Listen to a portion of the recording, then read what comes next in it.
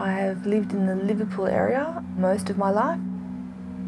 I have escaped occasionally and returned. But my family live there, and that's where I live. That's where I grew up. I've been an art teacher at Miller Technology High School for 11 years. When I was appointed my position, they said, "Miller, do you know where it is?" Because I was very excited, and the lady said, "Wow, we don't usually get reactions like that for those schools." And I went, "That's great, that's fantastic." Some people are probably not aware of the area, and they may have a different understanding of what the area is. It is very much like a family, Miller, because there's so many people that have taught there for such a long period of time. And I think the longer that you live in a community and work within a community, the more like cultural knowledge that you have about that through the families that you are associated with, the children that you've taught. All right, well, you have a great holiday, both of you, okay? All right, we'll see you next year. Living in southwestern Sydney allows you to have a greater understanding of the world and of people.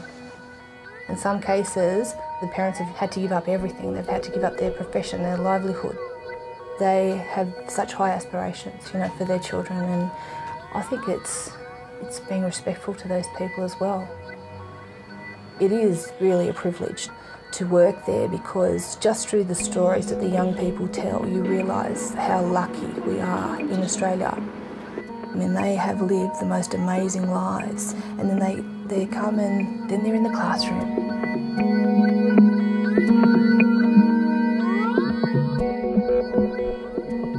I live locally in Liverpool. I have for a number of years now. I went to high school here and haven't left.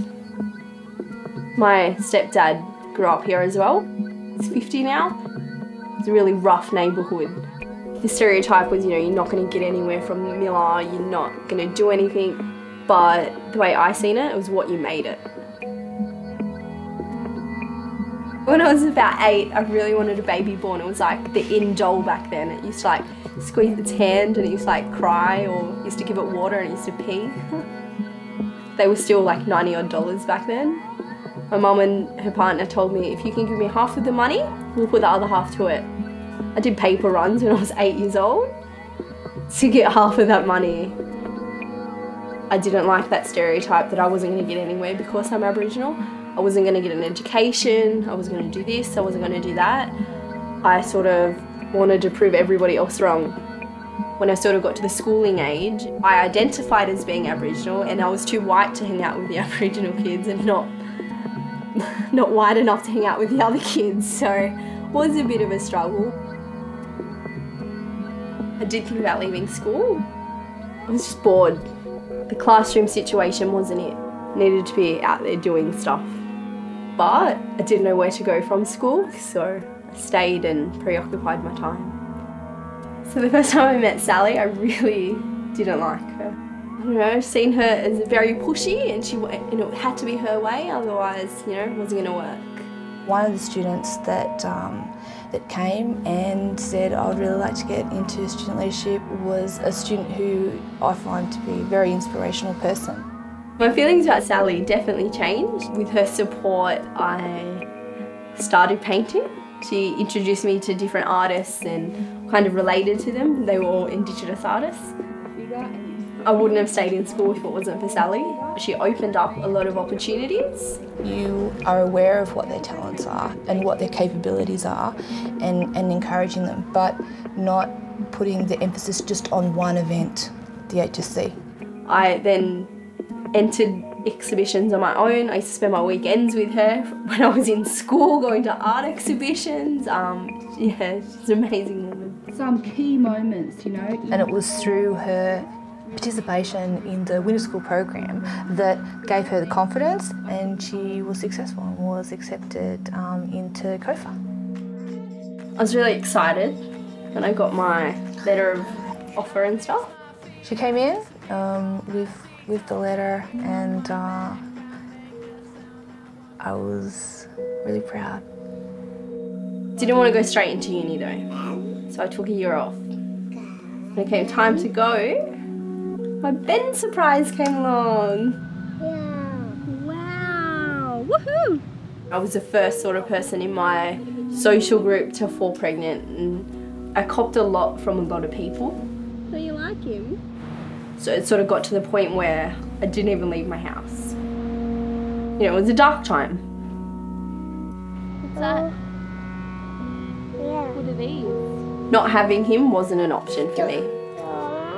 Be a dinosaur? What a I have a lot of family support. My mother's amazing.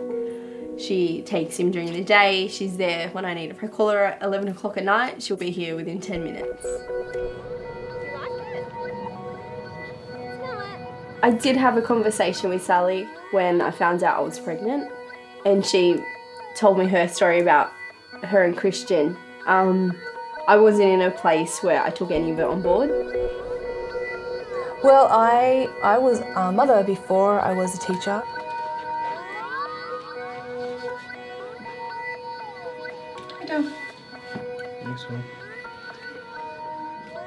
Christian to me is, you know, my focus.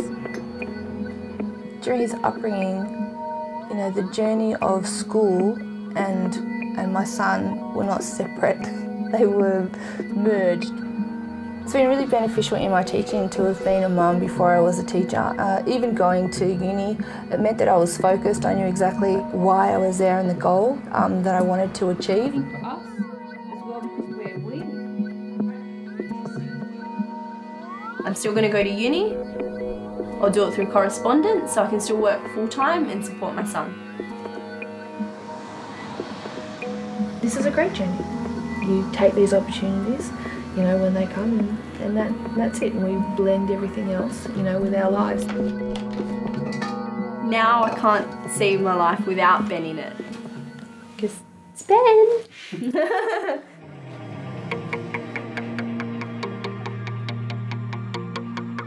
So I'm going to make banana cupcakes with Nutella frosting. My nan introduced me to cupcakes. My grandmother was the last person in our family to be taken from the stolen generation. My mother sort of stepped back from cultural stuff, so I missed out a lot. After Nan passed away, it was kind of gone completely.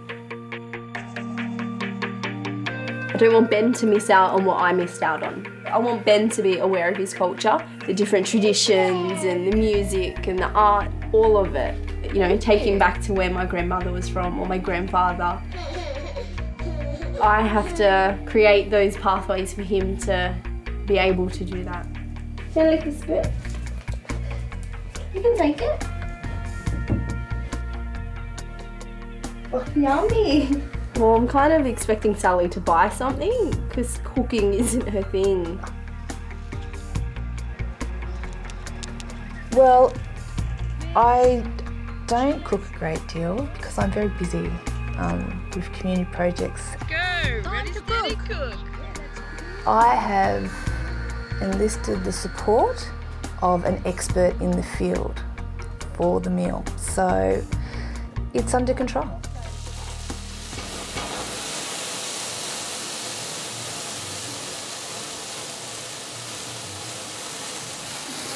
Does this normally happen? It can happen. So here we have Sally's interesting rice paper rolls and Gurge's beautiful Thai chicken balls. But that's the way that it should be, Chef. Yours should be looking beautiful as I am the apprentice and you are the master. Looks lovely, isn't it? 2 plates are ready.